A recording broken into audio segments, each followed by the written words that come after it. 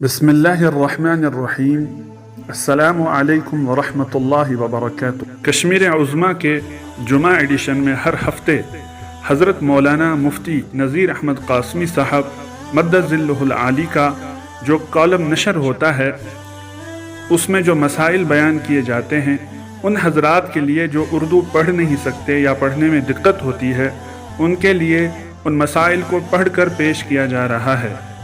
غور سے سنیے، سمجھیے اور اس پر عمل کرنے کی کوشش کیجیے اور دوسروں تک پہنچائیے۔ اللہ ہم سب کا حامی و ناصر ہو۔ بٹ مالو سری نگر سے شوکت احمد بٹ صاحب نے پوچھا ہے، عالمی سطح پر لاک ڈاؤن کی وجہ سے لوگ گھروں میں بند ہو کر رہ گئے ہیں۔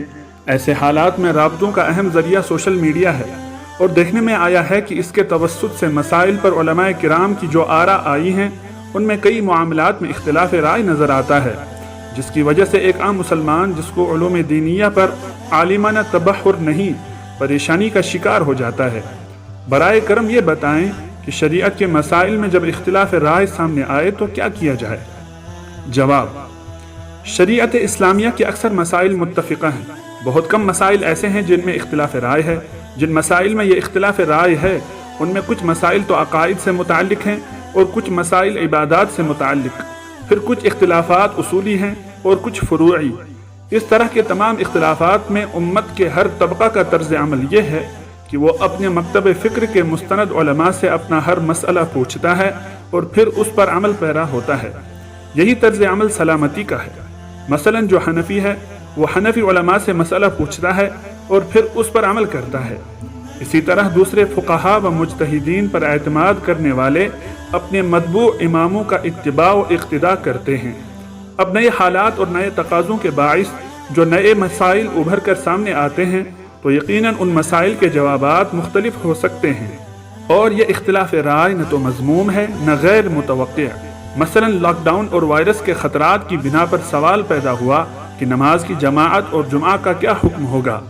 ایک رائے یہ سامنے آئی کہ جمعہ موقوف کر دیا جائے، اور بہت سارے خطوں میں اس پر عمل ہوا۔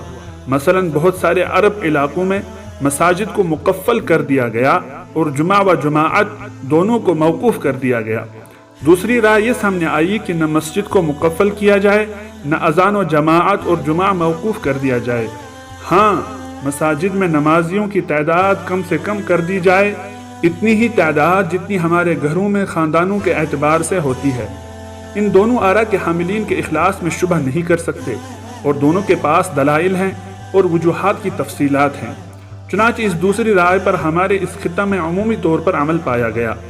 اس لیے ایک طرف یہ فائدہ ہوا، مساجد اذان، جماعت اور جمعہ سے آباد رہیں، مقفل کرنے کی نوبت نہیں آئی، اور اگر کہیں کوئی مسجد مقفل کر دی گئی تو وہ لازماً کسی نہ کسی کی غلطی ہے۔ اور دوسرا فائدہ یہ ہوا کہ نمازیں ادا ہوتی رہیں اور مساجد بھی محفوظ رہیں اور بیماری کے خطرات سے تحفظ ہوا۔ اس طرح کی صورتحال جب عام مسلمان کے سامنے آتی ہے تو وہ سوچنے لگتا ہے کہ میں کس موقف کو حق مان کر عمل کروں۔ تو اس کا مختصر جواب یہ ہے کہ مسئلہ بیان کرنے والا مستند صاحب علم ہے یا نہیں۔ اگر مستند صاحب علم ہے تو اس کی بات قابل سماع ہے، جیسے علاج معالجہ کے لیے صرف اس شخص کی بات قابل اعتماد ہے جس نے باقاعدہ میڈیکل سائنس پڑھ کر پھر علاج کرنے کا اجازت نامہ لیا ہو۔ اس معاملہ میں ہر بولنے لکھنے والے یا کسی دوسرے میدان کے کسی اسکالر کی کوئی بات سنی بھی نہیں جا سکتی۔ اسی طرح دین کا معاملہ ہے کہ صرف اس شخص کی بات سنی جائے جو واقعتاً علوم دینیہ، قرآن، تفسیر، حدیث، فقہ، اصول فقہ اور اصول فتویٰ میں سند یافتہ ہو، نہ کہ ہر شخص کی چاہے وہ کوئی بھی ہو۔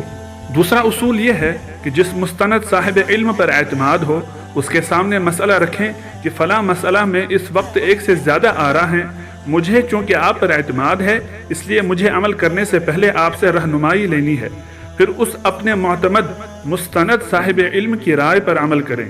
مثلا لاک ڈاؤن کی وجہ سے جب مساجد میں جمعہ پڑھنے والوں کی تعداد کم سے کم کر دی گئی تو سوال پیدا ہوا، بقیہ لوگ اپنے گھروں میں کیا کریں؟ اس کے جواب میں دو آراء سامنے آئیں۔ ایک یہ کہ گھروں میں جمعہ کی شرائط اگر پائی جائیں تو جمعہ پڑھا جائے، اگر شرائط مثلا جماعت، خطبہ، 3 مقتدی نہ ہو تو پھر ظہر پڑھی جائے۔ دوسری رائے یہ سامنے آئی کہ گھروں میں ہر حال میں ظہر پڑھی جائے، دونوں رائیوں کے پیچھے دلائل ہیں، دونوں کے حامل مستند اہل علم اور ارباب فتویٰ ہیں، اس لیے کسی کی نیت پر شبہ کرنا یا کسی کے اخلاص کو متہم کرنے کا کوئی جواز ہی نہیں۔ ہاں، عمل کرنے میں عام اہل علم، مساجد کی انتظامیہ اور عوام جس رائے کے حامل علماء کو زیادہ قابل اعتماد سمجھتے ہوں اس پر عمل کریں، اور دوسری رائے کے حاملین کو نہ تو مطعون کریں اور نہ ان پر بیجا الزامات لگائیں اور نہ تبصرے کریں۔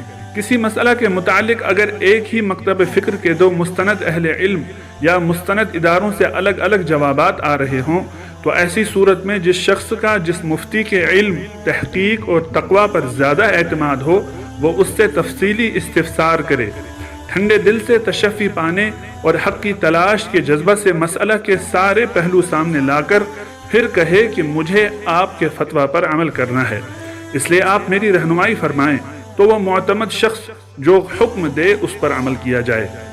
یہی طریقہ کار حضرات صحابہ کرام رضوان اللہ علیہم اجمعین کے عہد مبارک سے آج تک چلا آ رہا ہے۔ اللہ تعالیٰ اسی پر سب کو عمل پیرا فرمائے اور اختلاف رائے کی صورت میں حق کی راہ نصیب کرے۔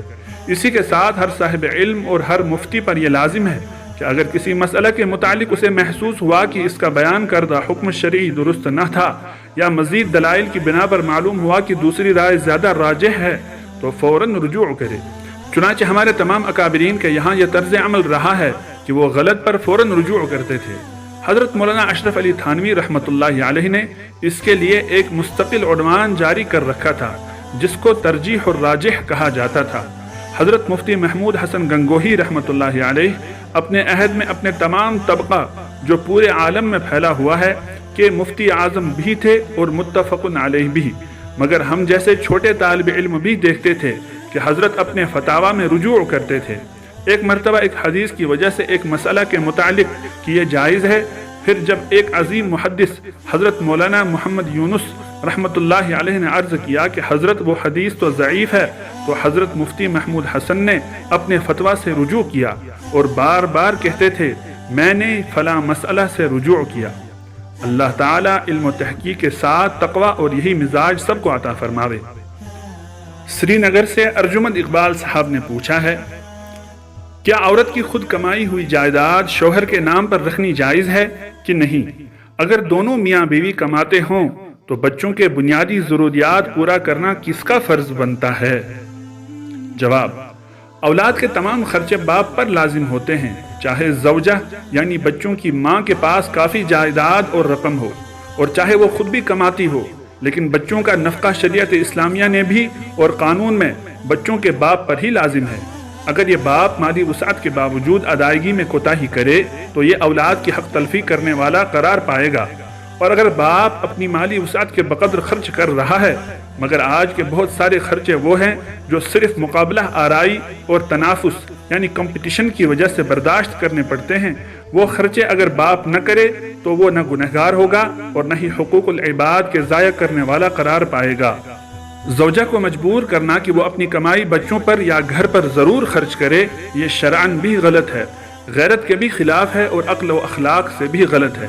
لیکن اگر کوئی خاتون اپنی خوشی و رضامندی سے اپنے گھر یا اپنے بچوں پر اپنی آمدنی صرف کرے تو اس میں نہ کوئی حرج ہے نہ یہ کوئی غیر شرعی چیز ہے۔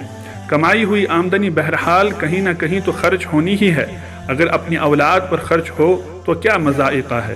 زوجہ کی کمائی پر شوہر کا کوئی حق نہیں ہے، اور اگر شوہر زوجہ کو مجبور کرے کہ وہ اپنی کمائی ہوئی جائیداد کو شوہر کے نام پر ہی اندراج کرائے تو یہ سراسر غلط ہے، اور عورت اگر اس کا انکار کرے تو شوہر جبر نہیں کر سکتا، اور عورت کا انکار بھی نہ غیر شرعی ہے نہ غیر اخلاقی ہے۔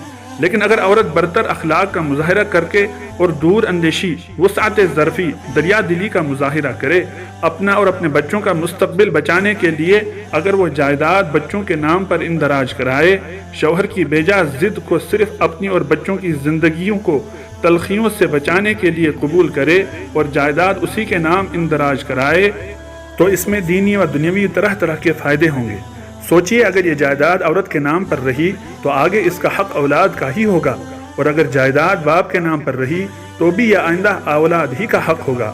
لیکن شوہر کو بھی یہ بات ٹھنڈے دل سے سوچنا چاہیے کہ اس کے بچوں کی ماں نے آج تک اس کے بچوں پر کتنا خرچ کیا، اور یہ سب بہرحال اس کا احسان ہے جس کا اعتراف نہ کرنا ناشکری ہے۔